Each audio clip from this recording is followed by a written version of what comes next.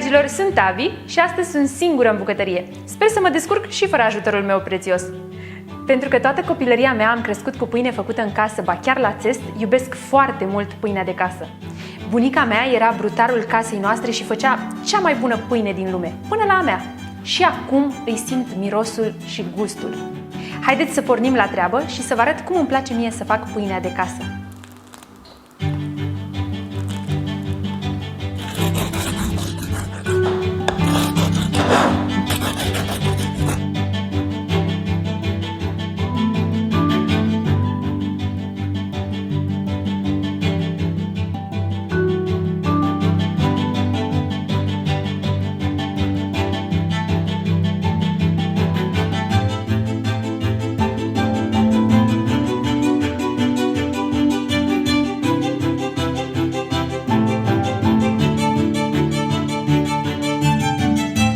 Pentru această rețetă folosim 500 g făină albă, 350 ml apă, 20 g drojdie proaspătă, o lingură miere, o linguriță sare și 2 linguri de făină pentru pudrat, iar opțional, aproximativ 30-40 de grame amestec de semințe.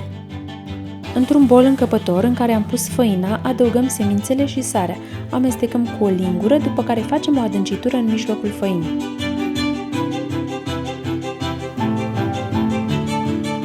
Adăugăm apa caldă în centrul făinii, apoi amestecăm drojdia și mierea până ce obținem un amestec omogen pe care îl adăugăm peste apă.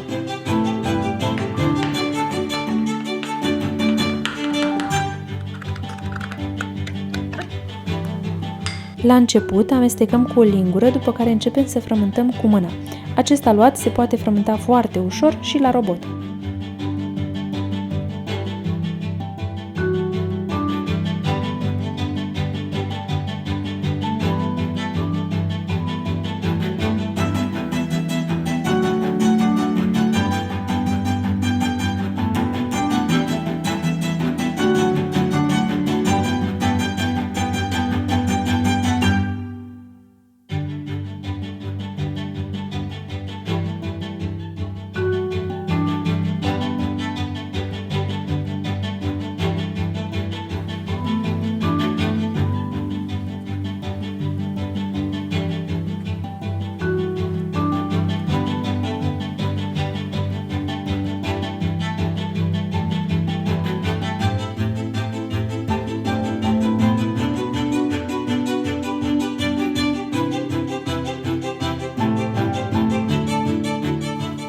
Punem puțină făină, da?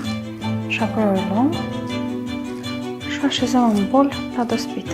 Acoperim bolul cu un șervet curat de bucătărie și lăsăm aluatul la dospit într-un loc călduț pentru aproximativ o oră. Eu am ales să coc această frumusețe de pâine într-o oală cu capac, pe care o pun la încins pentru 5-10 minute.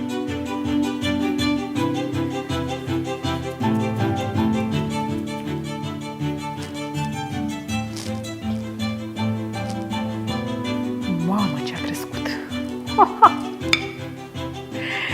Cum o răstorn eu pe asta?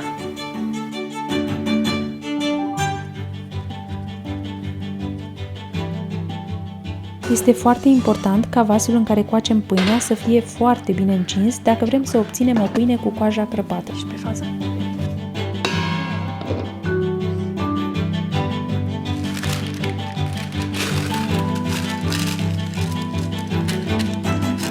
În vasul încălzit punem hârtie de copt, apoi pe blatul de lucru presărat cu făină punem coca dospită și îi dăm o formă rotundă ajutându-ne cu puțină făină.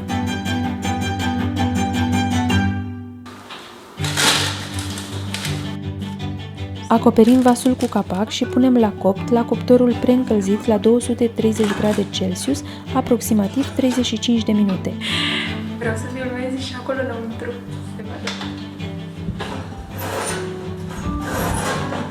Când începe să se rumenească deasupra, după cele 35 de minute, dăm capacul deoparte și mai coacem 20 de minute fără capac.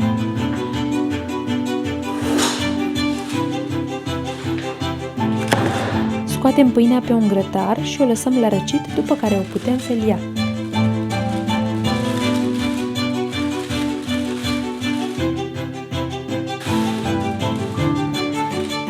sosit momentul mult așteptat. Ia uite cine a venit! Ai venit la fix! Ador mirosul de pâine caldă. Ești curioasă să vezi cum a ieșit? Da. Hai să vedem! Cum sare peste tot.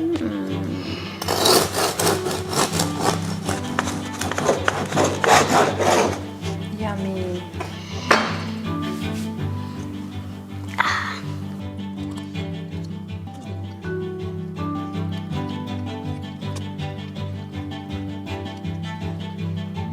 Bună e puțin spus. Cum e, Tami? E bună și crocantă. Sper că v-am convins că nu este deloc greu de făcut această pâine, iar calitatea, gustul și savoarea sunt incomparabile. Eu una nu consider niciodată pierdere de vreme atunci când pot să fac ceva sănătos și hrănitor pentru familia mea. Vă încurajez și pe voi să investiți timp prețios pentru familiile voastre. V-am pupat! Și până data viitoare, nu uitați să împărtășiți acest video cu prietenii voștri, să dați un like, să activați butonul de notificări sau să vă abonați dacă nu ați făcut-o încă. Și amintiți-vă, mâncarea are alt gust atunci când o gătești cu plăcere. La revedere! La revedere!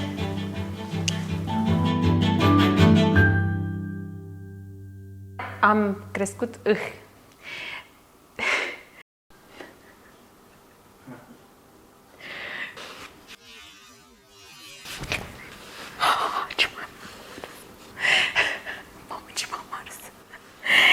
Ești atent? Da. Nu vreau! Of!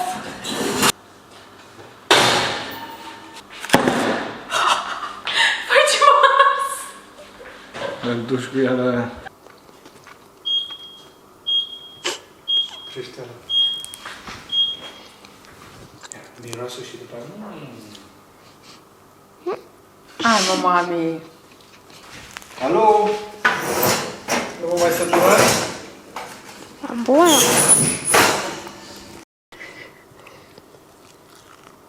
Mai puțin, că e a ta toată.